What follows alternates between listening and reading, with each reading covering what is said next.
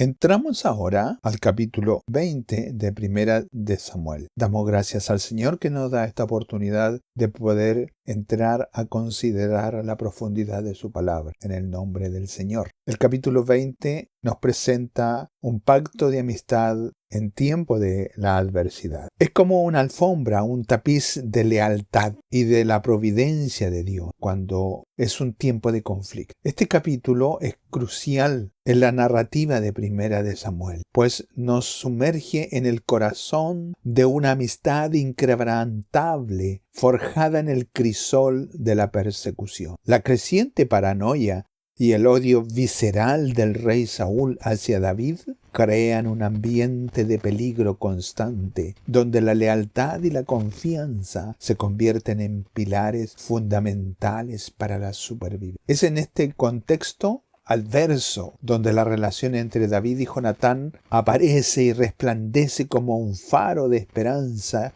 y un testimonio del poder de los lazos genuinos. La amistad entre David y Jonatán en este capítulo se profundiza muy grandemente, donde ambos hombres se enfrentan a la realidad de la amenaza que representa Saúl. David, temeroso por su vida, se reúne, va donde está Jonatán en el campo para discutir su situación personal. Juntos, Jonatán y David establecen un plan para que Jonatán pueda averiguar la actitud de su padre hacia David. A través de señales, Jonatán se compromete a advertir a David sobre cualquier peligro. Su pacto de amistad es un testimonio de su lealtad mutua y su deseo de protegerse el uno al otro. En este capítulo 20 se enfatiza la importancia de la amistad verdadera y la necesidad de apoyo en tiempos de crisis, mientras David se prepara para enfrentar un futuro incierto. Así encontraremos a través de todo este capítulo diferentes temas que nos llevan a descubrir el propósito de la verdad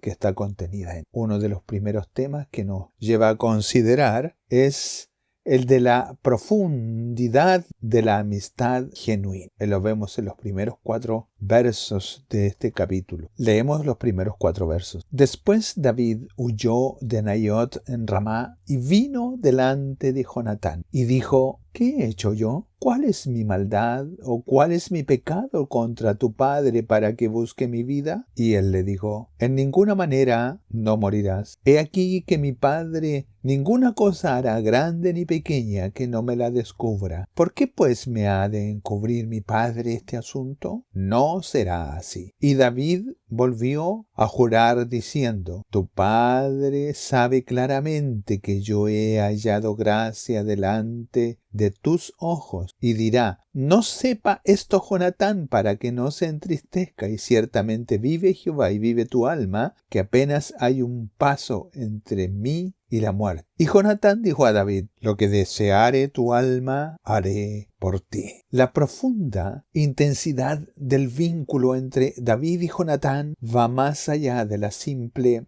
amistad o de la simple camaradería. David, que está consciente del peligro, corre y busca refugio en la confianza de su amigo. Acude al lugar donde está Jonatán. Ante la exposición del tema que le presenta David, la respuesta de Jonatán en el verso 4 es profundamente halagadora y vinculante entre los dos. Y Jonatán le dijo a David: lo que deseare tu alma haré por ti. Esto revela una disposición incondicional de ayudar. El pacto renovado entre ellos, donde Jonatán hace jurar a David por su amor, porque lo amaba mucho como a su propia alma, como lo dice el verso 17 más adelante, nos muestra la profundidad de este afecto entre ellos. Es un eco de principios bíblicos sobre la amistad verdadera, tal como se describe en Proverbios 17, verso 17, que dice: en todo tiempo ama el amigo, y en la adversidad nace un hermano. En un contexto más amplio, las acciones de Jonatán nos recuerdan la importancia de estar presentes para nuestros amigos, especialmente cuando están en apuro. Nos desafía a considerar cómo podemos ayudar a quienes nos importan, incluso cuando pueda ser inconveniente o arriesgado para nosotros. Este pasaje también destaca la idea de que la verdadera amistad no se trata solo de compartir buenos momentos, sino de estar al lado de los demás en momentos difíciles. El compromiso de Jonatán con David sirve como un ejemplo inspirador de cómo podemos encarnar estos valores en nuestras propias. Así encontramos también en este capítulo el concepto de la lealtad en tiempos de conflicto. Lo vemos en el verso 9 y en los versos 32 al 33. El verso 9 nos dice de la siguiente manera: y Jonatán le dijo: nunca tal suceda, antes bien, si yo supiere que mi padre ha determinado maldad contra ti, ¿no te avisaría yo? Y el 32 dice: y Jonatán respondió a su padre Saúl y le dijo: ¿por qué morirá? ¿Qué ha hecho? Entonces Saúl le arrojó una lanza para herirlo, de donde entendió Jonatán que su padre estaba resuelto a matar a David. La verdad es que aquí Jonatán se encuentra en una posición delicada. Está dividido entre la lealtad a su padre, que es el rey, y a su profunda amistad con David. A pesar de las claras indicaciones de la hostilidad de Saúl, como lo vimos en el verso 9, Jonatán busca activamente la verdad y se atreve a hablar con Saúl y a interceder por David ante su padre. La furiosa reacción de Saúl, intentando matar incluso a su propio hijo, pone de manifiesto el costo de la lealtad de Jonatán. Esta lealtad inquebrantable resuena como un principio bíblico de la fidelidad, incluso en medio de la presión, tal como nos dice y nos exhorta el libro de Hebreos en el capítulo 10, verso 23, dice: mantengámonos firme, sin fluctuar la profesión de nuestra esperanza, porque fiel es el que promete. También encontramos en este capítulo 20 la maldad de la envidia y la maldad junto con la paranoia. Leemos los versos 30 al 31. Que nos dicen lo siguiente: entonces se encendió la ira de Saúl contra Jonatán y le dijo: hijo de la perversa y rebelde, ¿acaso no sé yo que tú has elegido al hijo de Isaí para confusión tuya y para confusión de la vergüenza de tu madre? Porque todo el tiempo que el hijo de Isaí viviere sobre la tierra, ni tú estarás firme, ni tu reino. Envía pues ahora y tráemelo, porque ha de morir. La obsesión de Saúl de eliminar a David está arraigada en la envidia por su popularidad y en la paranoia de perder su reino, tal como lo vimos en el capítulo 18. Su acusación a Jonatán, llamándolo hija de mujer perversa y rebelde, el verso 30, revela la distorsión de juicio causada por estos sentimientos tóxicos, incluso despreciando a su esposa, despreciando a la madre de Jonatán, rebajándola con sus palabras de tal manera que se produce esta bajeza en sus expresiones. Este episodio sirve como una advertencia bíblica de los efectos destructivos de la envidia, tal como lo señala Proverbios 14:30, donde nos dice: el corazón apacible es vida a la carne, mas la envidia es carcoma de los huesos. La carcoma es el bichito que se come las maderas, que se mete por dentro, que va minando y comiéndose el alma de la madera. Qué terrible y qué grande es la palabra del Señor para mostrarnos lo que nosotros somos realmente ante Él. En este momento, el miedo y los celos del rey Saúl hacia David quedan al descubierto. Saúl está consumido por la idea de que David, el hijo de Isaí, representa una amenaza directa para su reinado y el futuro de su dinastía. Él cree que mientras David esté vivo, ni él ni su hijo Jonatán podrán sostener el trono de manera segura. Esto revela la naturaleza destructiva de los celos y el miedo que pueden llevar a decisiones y acciones irracionales. La orden de Saúl de traer a David para que sea asesinado nos muestra hasta dónde está dispuesto a llegar para eliminar lo que percibe como una amenaza. Sin embargo, esto también resalta el marcado contraste entre Saúl y su hijo Jonatán. Jonatán, a pesar de ser el heredero al trono, elige apoyar y proteger a David, mostrando una amistad y lealtad profunda que trascienden la ambición personal. Este pasaje sirve como un recordatorio de la importancia de la integridad, el coraje y la disposición a defender lo que es correcto, incluso cuando eso significa ir en contra de la propia familia o intereses personales. Nos desafía a considerar las motivaciones detrás de nuestras acciones y el impacto de nuestros miedos e inseguridades en nuestra. También este capítulo 20 de Primera de Samuel nos muestra la importancia que tiene que haber entre la comunicación clara y honesta. Mire, leemos del 5 al 10 y del 18 al 23 del capítulo. Y David respondió a Jonatán: He aquí, mañana será luna nueva, y yo acostumbro sentarme con el rey a comer, mas tú dejarás que me esconda en el campo hasta la tarde del tercer día. Si tu padre hiciere mención de mí, dirás: me rogó mucho que lo dejase ir corriendo a Belén, su ciudad, porque todo lo de su familia celebran allá el sacrificio anual. Si él dijere: bien está, entonces tendrá paz tu siervo.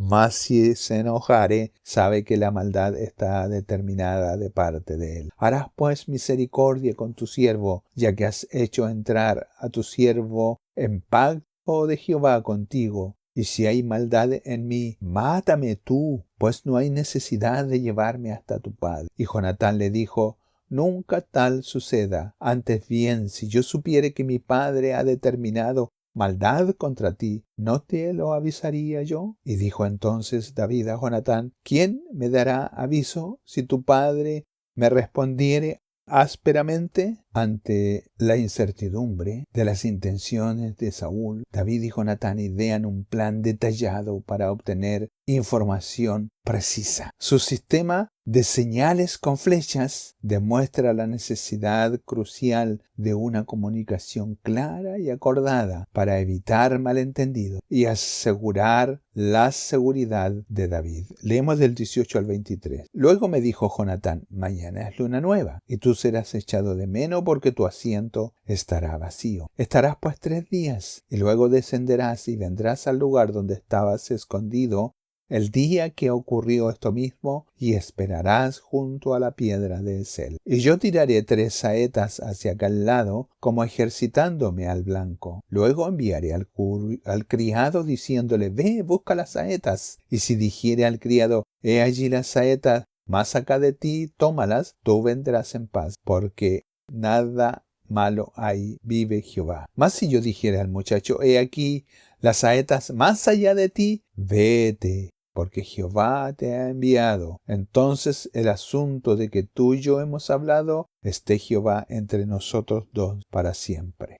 Esto demuestra la crucial necesidad de una comunicación. Y además nos muestra que se acuerda para evitar malos entendidos. Esto refleja la importancia bíblica de la honestidad y la transparencia en nuestras interacciones, tal como nos instruye Efesios 4:25. Por lo cual, desechando la mentira, hablad verdad cada uno con su prójimo, porque somos miembros los unos de los otros. La amistad entre Jonatán y David está marcada por una profunda lealtad y respeto mutuo. Y estos versos capturan la esencia de su pacto. Jonatán le recuerda a David que su acuerdo no es solo un pacto personal, sino uno sagrado con el Señor como testigo eterno. Esto añade una dimensión espiritual profunda a su relación, enfatizando que su vínculo trasciende la comprensión humana y está arraigado en la fidelidad divina. Al invocar al Señor como testigo, Jonatán destaca la seriedad y la santidad de su promesa, recordándonos que Dios siempre está presente en nuestras relaciones, observando y haciéndonos responsables. Esto anima a los creyentes a abordar sus compromisos con sinceridad e integridad, sabiendo que Dios valora y atestigua las promesas que hacemos. El verso también refleja la idea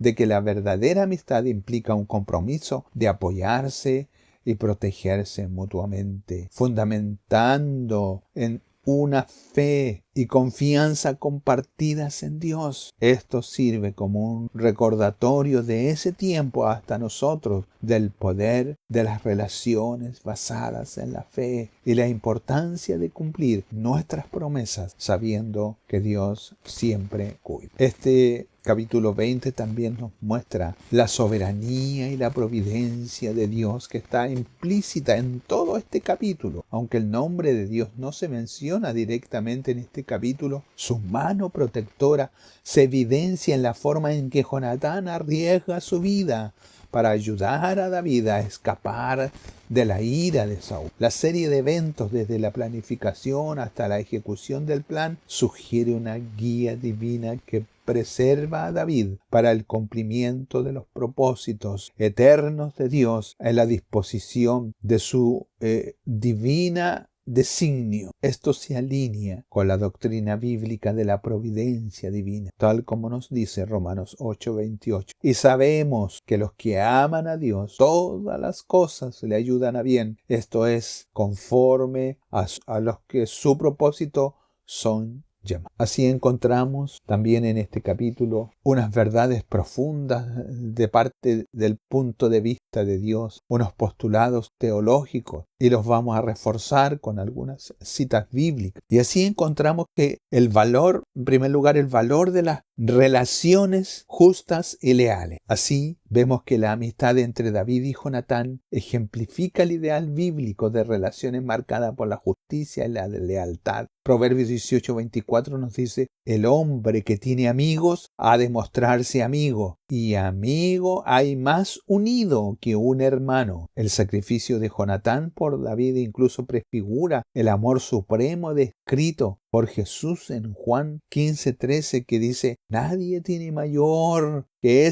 que uno que ponga su vida por sus amigos. Este capítulo 20, mirado desde el punto de vista teológico, también nos muestra la realidad del conflicto espiritual. La oposición implacable de Saúl hacia David puede interpretarse como un reflejo del conflicto espiritual que enfrentan los creyentes. Efesios 6:12 nos recuerda que dice que nuestra lucha no es contra sangre ni carne, sino contra principados, contra potestades, contra los gobernadores de las tinieblas de este siglo, contra las huestes espirituales de maldad en las regiones celestes. La perseverancia de David con la ayuda de Jonatán nos anima a resistir las acechanzas del enemigo, tal como lo dice 1 Pedro 5:8. Sed sobrios y velad, porque vuestro adversario el diablo como león rugiente anda alrededor buscando a quien devorar. También nos muestra este capítulo la fidelidad de Dios en medio de toda la adversidad. Así encontramos la protección de la providencia sobre David, y éste la experimenta a través de la intervención de Jonatán, mostrando la fidelidad de Dios hacia aquellos que les son leales. Aunque David se sintiera abandonado por su propio rey, Dios no lo desamparó. Esto se alinea con la promesa del Salmo 27:10, que dice: aunque mi padre y mi madre me dejaran, con todo Jehová me recogerá. La experiencia de David anticipa la promesa de la presencia y el apoyo de Dios en medio de la persecución, tal como lo experimentó Pablo y lo dejó plasmado en 2 de Timoteo capítulo 4 del verso 17 al 18, cuando dice: pero el Señor estuvo a mi lado y me dio fuerzas para que por mí fuese cumplida la predicación y que todos los gentiles oyesen. Así fui librado de la boca del león. Y el Señor me librará de toda obra mala y me preservará para su reino celestial. A Él sea la gloria por los siglos de los siglos. Amén. No es este capítulo 20 una historia más del Antiguo Testamento. Es una verdad que nosotros debemos aplicar en este tiempo para nosotros. Este capítulo 20 también nos muestra desde el punto de vista de Dios cuál es la consecuencia del pecado. La conducta de Saúl es un claro ejemplo de las consecuencias destructivas del pecado. Su envidia y su paranoia lo llevaron a la ruina personal y a la fractura de sus relaciones familiares. Romanos 6:23 nos dice: dice que la paga del pecado es muerte, mas la ley de la siembra y la cosecha descrita en Gálatas 6, 7 y 8 se manifiesta en la vida de Saúl, quien cosechó la amargura y la soledad que sembró. Y nos dice: no os engañéis, Dios no puede ser burlado, pues todo lo que el hombre sembrare, eso también segará, porque el que siembra para su carne, de la carne segará corrupción, mas el que siembra para el espíritu, del espíritu segará vida eterna. También encontramos desde el punto de vista teológico la importancia del discernimiento espiritual. La sabiduría demostrada por David y Jonatán al discernir las intenciones de Saúl resaltan la necesidad del discernimiento espiritual que los creyentes hoy necesitan. Primera de Corintios, capítulo 2, del 14 al 16, nos habla de la mente de Cristo y la capacidad de discernir espiritualmente todas las cosas. Y Hebreos 5:14 nos exhorta a desarrollar nuestros sentidos espirituales para distinguir entre el bien y el mal. Hoy, en este tiempo, podemos sacar aplicaciones y lecciones con mayor énfasis para nuestra. Una de las primeras lecciones es cultivar amistades genuinas y sacrificiales. A la luz del ejemplo de David y Jonatán, estamos llamados a buscar y nutrir amistades que estén arraigadas en el amor ágape, caracterizado por la humildad y la preocupación por los demás, como lo dice Filipenses 2, 3 y 4. Estas relaciones deben estar marcadas por la disposición a sacrificarnos por nuestros amigos, ofreciendo apoyo, aliento y rendición de cuentas en momentos de necesidad. Y dice así: nada hagáis por contienda o por vanagloria, antes bien con humildad, estimando cada uno a los demás como superiores a él mismo, no mirando cada uno por lo suyo propio, sino cada cual también por los otros. Qué tremenda lección nos deja esta amistad entre David y Jonatán. Segundo punto de lección es practicar una lealtad firme y activa. La lealtad de Jonatán no fue pasiva, actuó en favor de su amigo, incluso arriesgando su propia vida. De manera similar, nuestra lealtad a Dios y a nuestros hermanos en la fe debe ser activa y práctica, manifestándose en nuestras acciones y en nuestra disposición a defender la verdad y la justicia. En Colosenses 3, del 23 al 24, nos anima a trabajar con diligencia y lealtad en todo lo que hacemos, sabiendo que servimos al Señor. Y dice: y todo lo que hagáis, hacedlo de corazón, como para el Señor, y no para los hombres, sabiendo que del Señor recibiréis la recompensa de la herencia, porque a Cristo el Señor servís. Una profundidad en cuanto a nuestras acciones y para qué las hacemos. Profundizar en esto es tremendo para nuestras vidas. Tremendo de tener una lealtad hacia el Señor. Tremendo de no robarle la gloria al Señor. Tremendo en cuanto a que podemos estar firmes en nuestro servicio al Señor, no para vanagloria nuestra, sino también como lección debemos tener cuidado en vigilar nuestro corazón contra la envidia y la amargura. La trágica historia de Saúl nos sirve como una seria advertencia contra los peligros de la amargura. Santiago capítulo 3 del 14 al 16 nos describe los efectos destructivos de estos sentimientos y estos pueden conducir a la contienda y a toda obra perversa. Debemos buscar activamente la gracia de Dios para desarraigar cualquier vestigio de envidia y cultivar un corazón lleno de amor. El pasaje nos dice: pero si tenéis celos amargos y contención en vuestro corazón, no os jactéis ni mintáis contra la verdad, porque esta sabiduría no es la que desciende de lo alto, sino terrenal, animal y diabólica, porque donde hay celos sin contención, allí hay perturbación y toda obra perversa. Gloria al nombre del Señor. Este pasaje nos deja al descubrir cualquier cosa que pudiésemos hacer que sea como agradable, que aparentemente es buena, aparentemente los discursos son como excelentes, pero si hay celos amargos, si hay amargura, todo eso que estamos haciendo aquí nos dice que es diabólico, es terrenal, es animal. La gloria de Dios tiene que ser pura y santificadora en nuestras palabras, en nuestras acciones, en nuestros pensamientos. Y por eso debemos estar muy atentos